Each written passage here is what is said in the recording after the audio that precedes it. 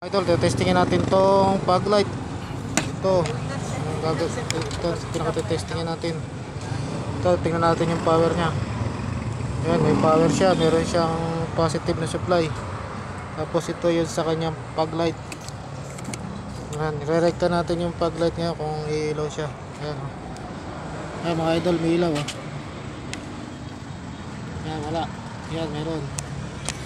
Tapos kukunin natin yung switch niya dito sa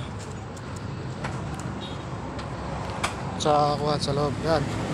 Switch natin yung kanyang fog light. Yan, namatay. Yan, meron. Ibig sabihin kompleto linya, pero may nawawalang isa dito. Dapat ito ang isa na to ay positive. Walang positive, oh. Kaya ayaw gumana ng kanyang fog light.